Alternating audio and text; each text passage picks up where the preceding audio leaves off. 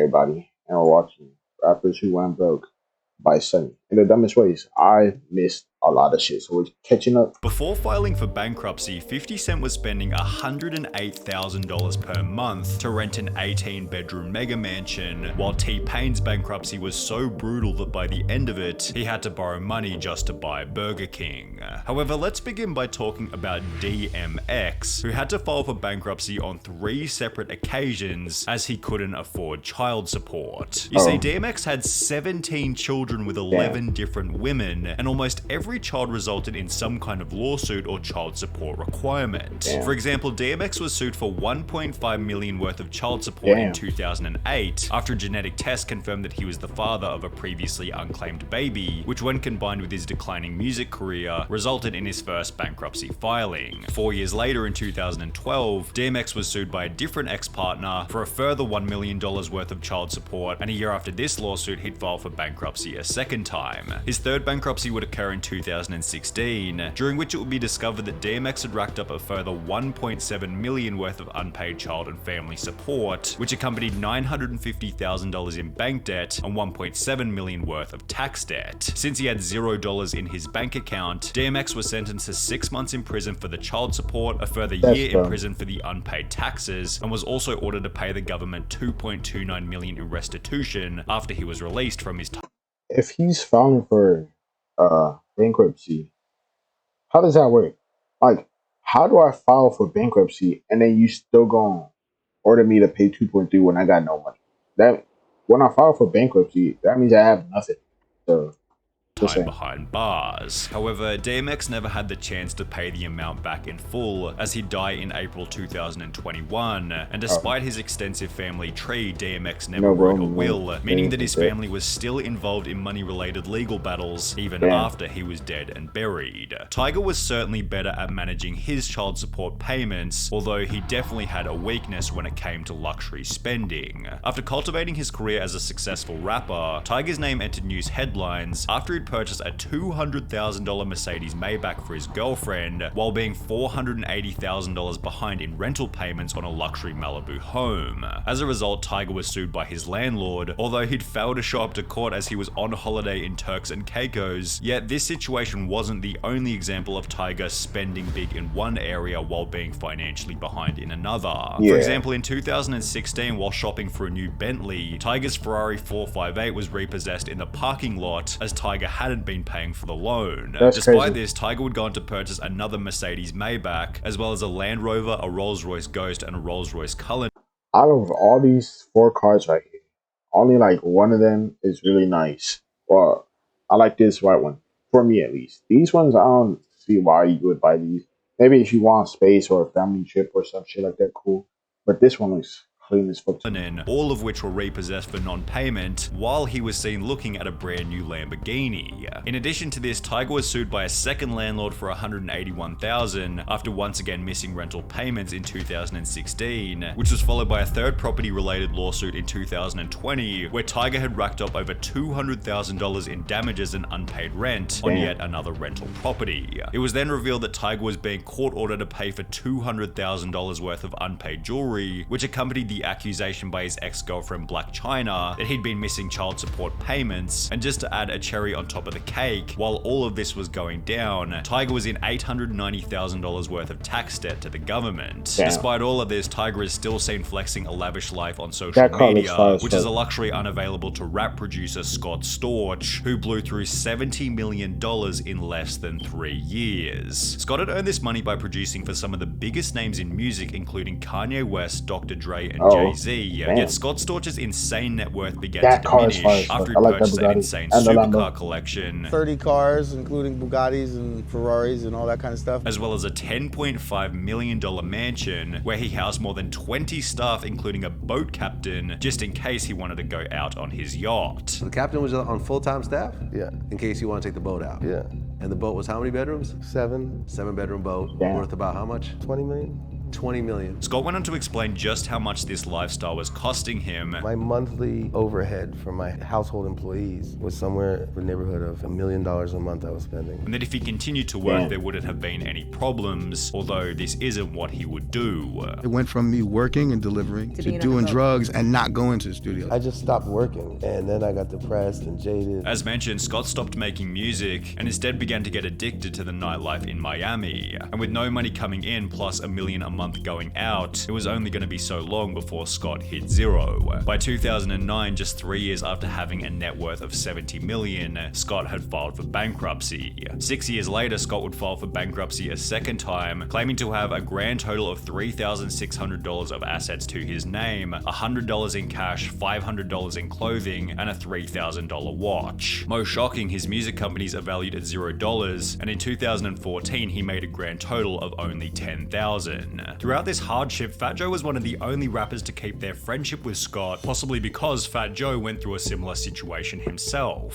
Fat Joe had earned $1.18 million in 2007, $1.28 million in 2008, $265,000 in 2009, and $630,000 in 2010. However, despite having made this $3.3 million in only 4 years, Fat Joe failed to pay taxes on it. He was able to come up with $718,000 and had also done extensive charity work. However, this wasn't enough to satisfy the judge, who sentenced Fat Joe to 4 months in prison. Despite taking personal responsibility for his actions by stating, "There was a lot going on in the years that I didn't file my taxes, but it was my responsibility," less than 4 years later, Fat Joe entered news headlines again after the IRS revealed that he still owed them $1.1 million in taxes. However, this number was absolutely nothing in comparison to Fat Joe's friend Lil Kim, who owed almost 4 times more and became, quote, too poor to file for bankruptcy. Lil Kim wasn't nearly as Why she look like a Black China though? Anybody else catch that? successful as some of the other rappers featured on this list. However, this didn't stop her from purchasing a $2.3 million mansion back in 2002, notably with the help of a mortgage. You came in after work, it's the only time you can. Oh, can I skip it? That steak does look good. Sounds like a great plan. Wow, kids online are really mean. Sonic steak and bacon grilled Kids online are really mean. Sonic. Throughout the 2000s, Kim's music career slowed dramatically, and by 2018, Kim was filing for bankruptcy, as she still owed the full $2 million on her property, despite the 16 years that had passed. In addition to this, Kim now owed $1.85 million to the government for 13 years worth of unpaid taxes, which accompanied a further $185,000 in unpaid legal fees. The bankruptcy became even worse after discovering that by 2018, Kim was earning a comparatively small $18,000 per month, of which $2,000 went to staff, another $2,000 went to clothing, and $10,000 went to travel fees, meaning she had less than $4,000 per month to dig herself out of First of all, you don't need $2K for clothing every month. Travel, if it's for work, then you could cut that. I don't think you're traveling that much. I think she's just traveling for vacation. You know what? Take out that whole 10K. You don't need to be traveling that many places for that long. million worth of debt. Somehow Lil Kim managed to, quote, get her finances into good shape, and her bankruptcy filing was dismissed. However, MC Hammer wasn't quite so lucky. Despite having the 5th best-selling hip-hop album of all time, which sold 17 million copies and featured songs such as You Can't Touch This, MC Hammer wasn't able to stay out of financial trouble. He bought more than 17 luxury cars, a private jet, 2 helicopters, and 21 racehorses.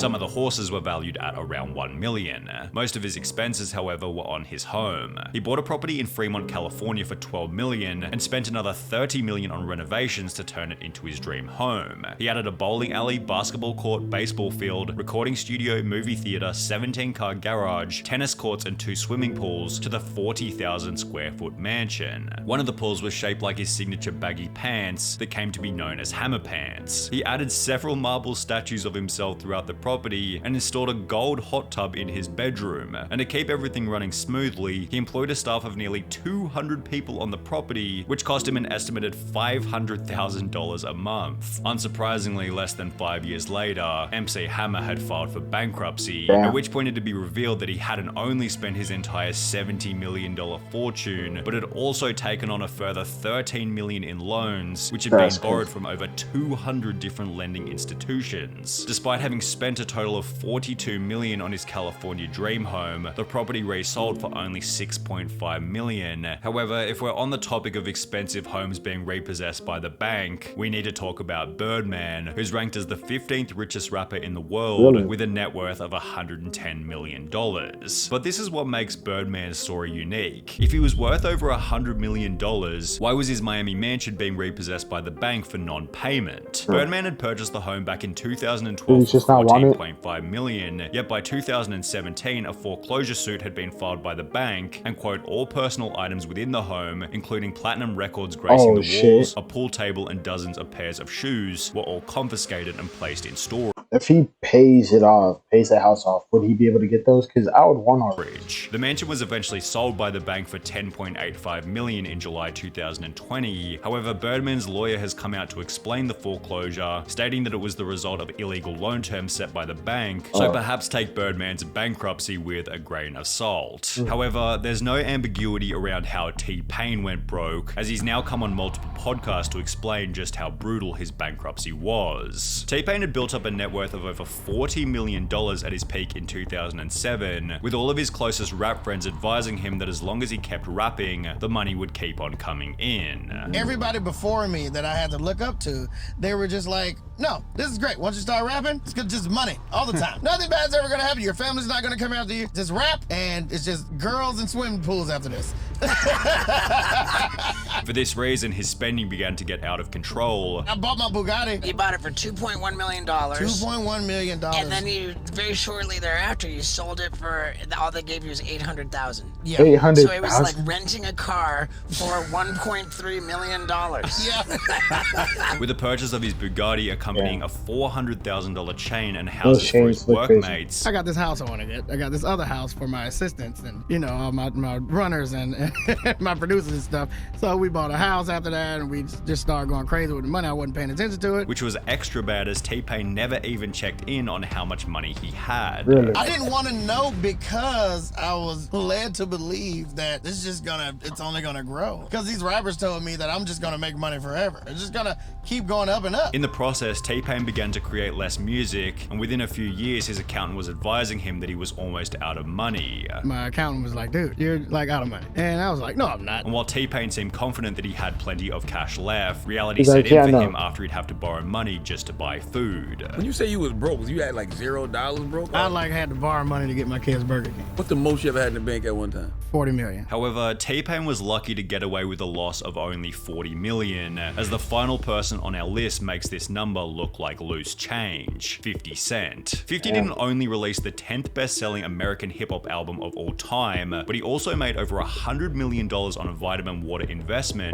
plus a further $78 million from a luxury underwear deal. In the late 2000s, 50 Cent made an estimated $300 million in only 2 years, so when he'd announced that he was filing for bankruptcy in mid-2015, with debts totaling over $32 million, the entire world was thinking the same thing. How did this happen? Well, after 50 Cent uploaded a sex tape with Rick Ross's girlfriend, 50 was successfully sued for $7 million, which accompanied another court order for 50 Cent to pay $17 million to a headphone manufacturer after one of their collabs went sour. 50 Cent's clothing company G-Unit Clothing then fell out of the spotlight, which accompanied the closing of his movie company G-Unit Productions, as well as his boxing company SMS Promotions. Throughout the whole process, the global financial crisis had taken a toll on the value of 50 Cent's investments, and by 2015 he was earning a comparatively small $185,000 per month. You could certainly argue that this was enough for 50 to get back on his feet. However, $108,000 of this this monthly income was going toward an 18-bedroom mega mansion, while the remaining $77,000 was going toward menial expenses such as his gardener, with bankruptcy documents revealing that 50 Cent still owed money to his stylist, fitness coach, and even his barber. Despite this, he began to troll on social media with posts such as this one, spelling out the word broke with $100 bills, and within 2 years, 50 Cent had paid back $23 million worth of his $32 million